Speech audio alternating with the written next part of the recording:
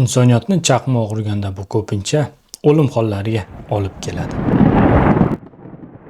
Lekin samolyotga chaqmoq ursa nima bo'ladi? Chaqmoq urdi, chaqmoq. Samolyot qulab tushadi hozir. Dvigatel yonyapti, dvigatel. To'xtamiz. To'xtang. Haqiqatdan ham samolyotga chaqmoq urganda nima bo'ladi? Bugungi videomiz aynan shu haqida. Birgalikda xavotirga o'rin bormi, yo'qmi, ko'rib chiqamiz. Chaqmoq urishi eshitilganday xavfli emas.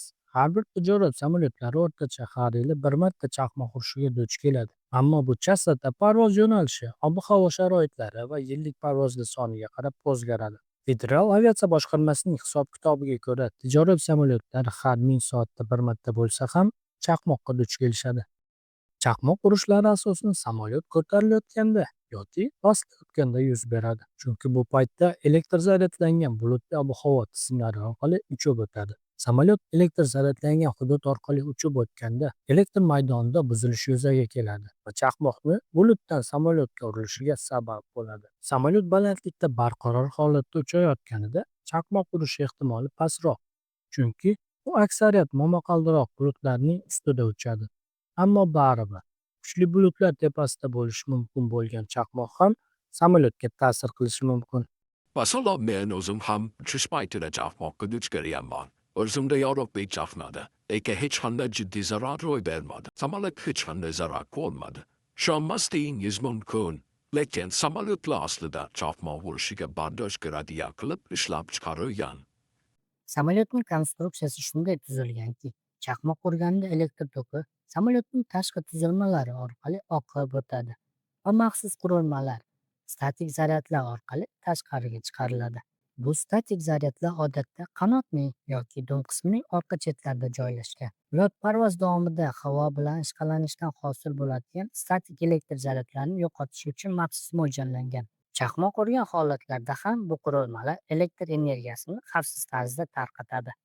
Oxirgi jiddiy chaqmoq bilan bog'liq aviahalokat 1963-yil 8-dekabrda Pan American World Airways kompaniyasiga tegishli Boeing 707 samolyotda sodir bo'lgan. O'shanda chaqmoq samolyotdan yoqilg'i bakiga kelib uriladi. Qurilish natijasida portlash yuzaga kelib, samolyot o'sha zahoti yerga qulashni boshlaydi. Samolyot ichida bo'lgan barcha 81 kishi o'sha vaqtning o'zida halok bo'ladi.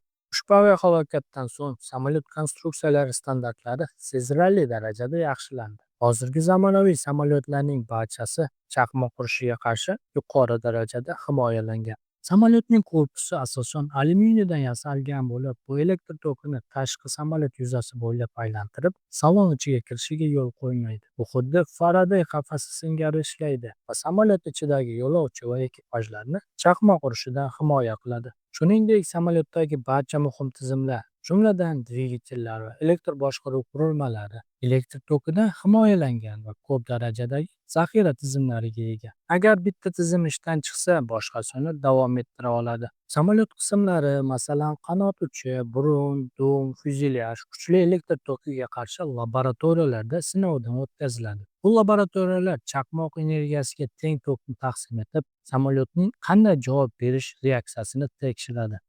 Samolyotning old qismida metall chiziqlar va qanot uchlarida kichik tayoqchalarni ko'rishingiz mumkin. Bu statik zaryadlar hisoblanadi.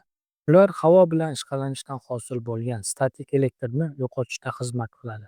Juda ham kamdan kam holatlarda chaqmoq dvigatelga ta'sir ko'rsatib, havo oqimini buzishi mumkin. Vaqtincha flame out, ya'ni yonish jarayonining to'xtalishiga olib kelishi mumkin. Ammo zamonaviy dvigatellar avtomatik ravishda qayta ishga tushish mexanizmiga ega bo'lib, bu muammoni juda ham tez bartaraf etadi.